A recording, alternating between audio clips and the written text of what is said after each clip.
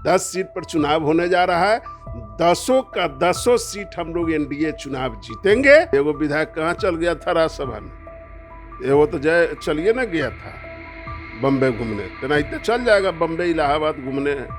वो लोग तंग आ चुका है, तेजस्वी यादव से तंग आ चुका है उस क्या ओवैसी जी अलग बेचैन है कि हमको एगो चाहिए, तो एक अनार 100 बीमार उधर है। नमस्कार, प्रभात खबर में आपका स्वागत है। मैं हूं आपके साथ राजकमल।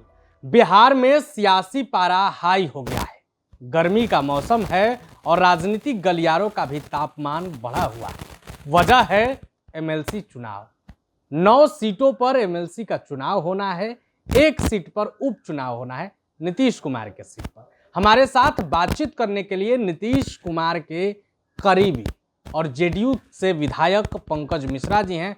हम बात करेंगे कि आखिर जेडीयू कोटे से कौन कौन एमएलसी बन रहा है, क्या आरजेडी से भी एक एमएलसी बनेंगे। जेडीयू कोटे से आप विधायक हैं, एमएलसी का चुनाव है, जेडीयू कोटे से कौन कौन एमएलसी बन रहा है? जेडीयू कोटे से जो एमएलसी बनेंगे उनका नॉमिनेशन होगा, आपको खुद ब खुद पता चल जाएगा। आप एकदम निश्चिंत रहिए। जेडीयू कोटा क्या, पूरे एनडीए का जो 10 सीट पर अभी चुनाव होने जा रहा है, 9 सीट पर एमएलसी का चुनाव है, एक उपचुनाव है, 10 सीट पर चुनाव होने जा रहा है। 10 का 10 सीट हम लोग एनडीए चुनाव जीतेंगे और एनडीए चुनाव जीत करके विधान परिषद के सदस्य बनेगा। एनडीए में सब कुछ ठीक है ना, क्योंकि आज दूसरा दिन है, अब तक एक भी नॉमिनेशन नहीं हुआ है। मैं कह रहा हूं ना कि एकदम जय जय है। तो अब तक नॉमिनेशन नहीं हुआ है। अरे भाई, नॉमिनेशन का 8 तारीख तक डेट है। अभी काहे बेचैन है आप?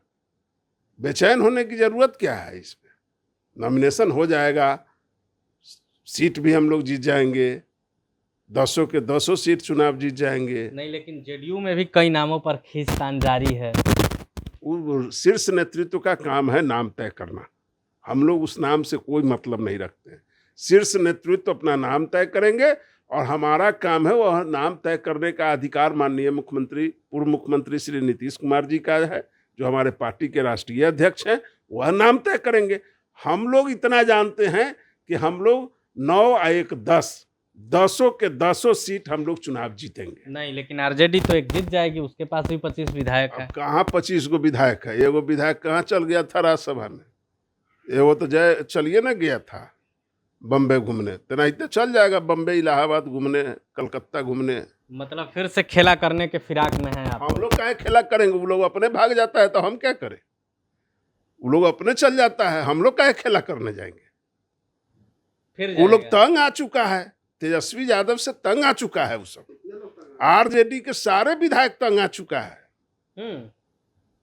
लेकिन इधर ओवैसी की पार्टी तो फिर एक सीट पर कह रही है कि हमको चाहिए एक सीट। हो जाइए, अब आप ही को समझना है। क्या ओवैसी जी अलग बेचैन है कि हमको एगो चाहिए, तो एक अनार 100 बीमार उधर है। ओवैसी जी के पार्टी के जो नेता हैं, प्रदेश अध्यक्ष विधायक, वो कह रहे हैं कि राज्यसभा में हमने तो निभाया था दोस्ती बात। भाई तो निभाना चाहिए ना, वो तो गद्दारी हो जाएगा।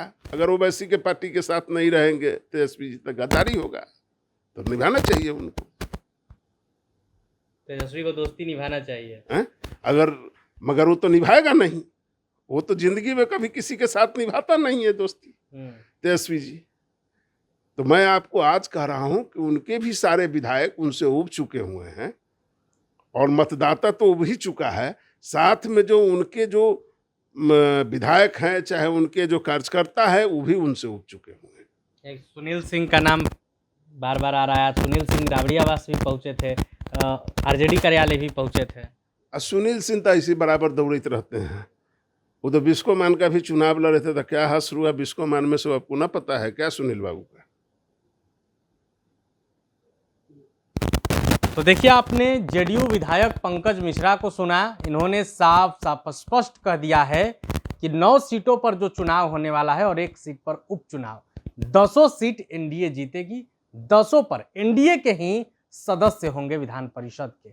लेकिन वहीं दूसरी तरफ तेजस्वी यादव दावा कर रहे थे एक सीट पर, और अब तो दिलचस्प खबर यह है कि एआईएमआईएम यानी ओवैसी की पार्टी ने भी 1 सीट पर दावा कर दिया है। अब देखना होगा आगे क्या कुछ होता है, कौन किस कोटे से जाता है, देखने वाली बात होगी। बने रहे प्रभात खबर के साथ। शुक्रिया। प्रभातखबर.com विश्वास वही, रफ्तार नहीं।